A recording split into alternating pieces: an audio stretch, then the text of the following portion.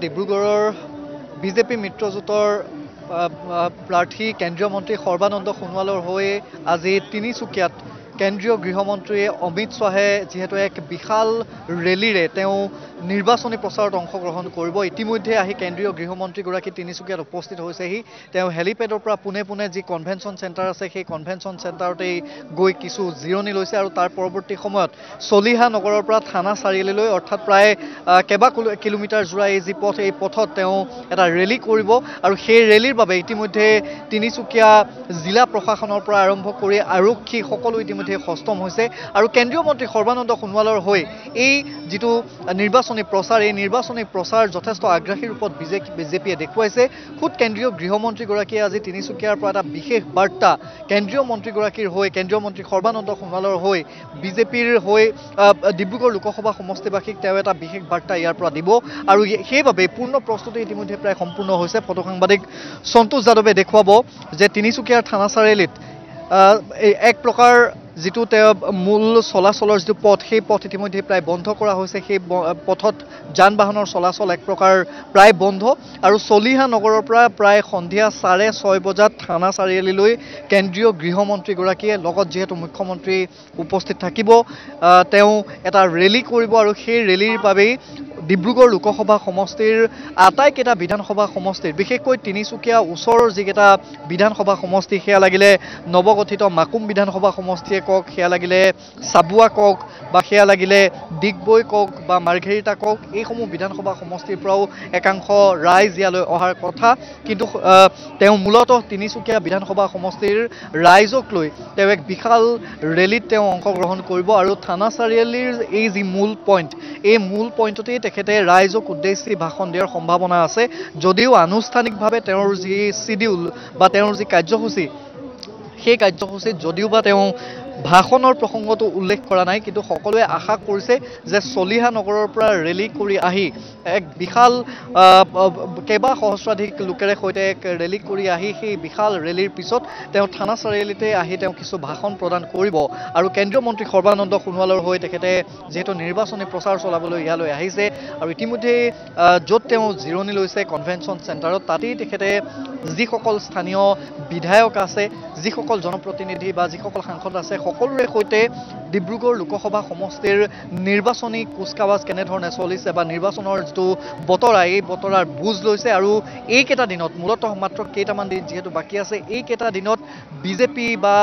বিজেপিৰ মিত্ৰদল অসম গণ পৰিষদক লগত লৈ ডিব্ৰুগড় লোকসভা সমষ্টিত তেওঁলোকৰ দলীয় কৰ্মকৰ্তাই কি কাম কৰিবলগীয়া আছে, সাংসদ বা বিধায়কে কি কাম কৰিবলগীয়া আছে, কেনেধৰণে কি কাম আগন্তুক দিনত কৰিবলগীয়া আছে এই সকলোখিনিৰে বিশেষকৈ আলোচনা হ'ব। আৰু প্ৰথম দিনটোৰে পৰা যদি আপুনি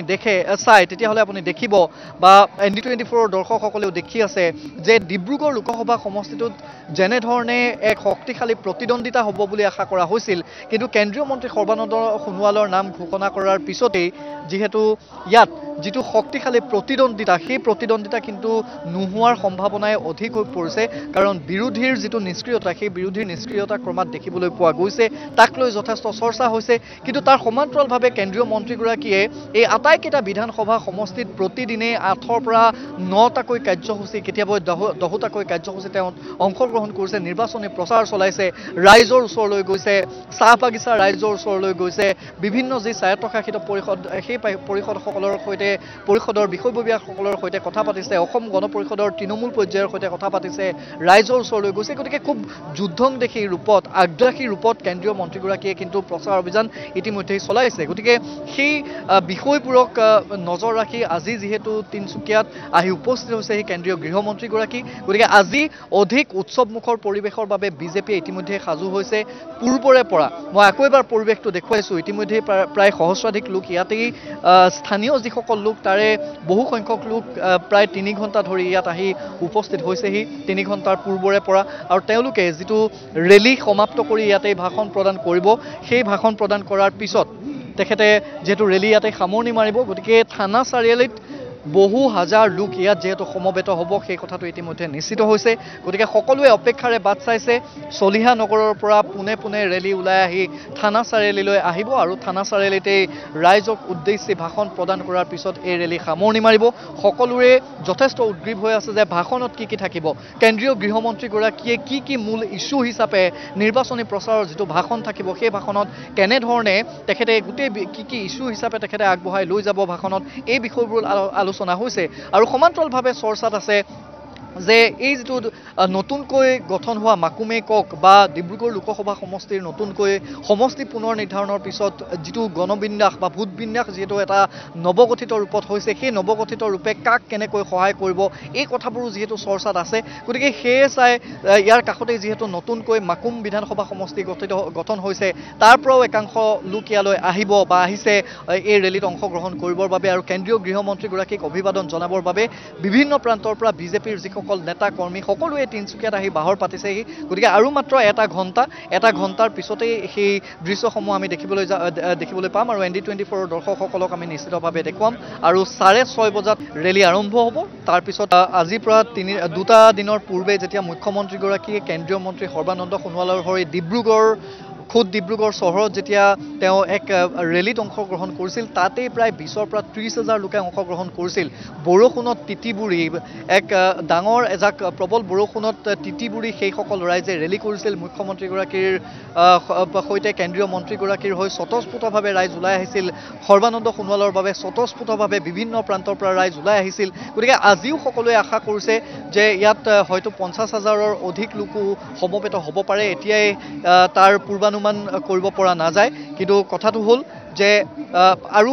হয়তো কিছু মুহূৰ্তৰ পিছত যেহেতু কেন্দ্ৰীয় মন্ত্ৰীগৰাকীয়ে যেতিয়া ৰেলী আৰম্ভ কৰিব ইতিমধ্যে আপুনি উল্লেখ কৰিছে বা ময়ো জনাইছোঁ যে ওচৰৰ যিকেইটা বিধানসভা সমষ্টি সেই বিধানসভা সমষ্টি কেইটাৰ পৰা ইতিমধ্যে ৰাইজ আহিছে কেন্দ্ৰীয় মন্ত্ৰী সৰ্বানন্দ সোণোৱালৰ হৈ বা ডিব্ৰুগড় লোকসভা সমষ্টিৰ বিজেপি মিত্ৰজোঁটৰ প্ৰাৰ্থীগৰাকীৰ হৈ তেওঁলোকে সমৰ্থন দেখুৱাবলৈ তেওঁলোকে সেই কেন্দ্ৰীয় মন্ত্ৰীগৰাকীৰ সমৰ্থনত ৰাইজ ইতিমধ্যে আহি যিটো তিনচুকীয়াত উপস্থিত হৈছে গতিকে বহু ৰাইজ ইয়াত সমবেত হ'ব আৰু বিজেপিৰো তৃণমূল পৰ্যায়ৰ কৰ্মীৰ পৰা আৰম্ভ কৰি নেতালৈকে প্ৰতিখন জিলাৰ সকলো ইয়াত উপস্থিত থাকিব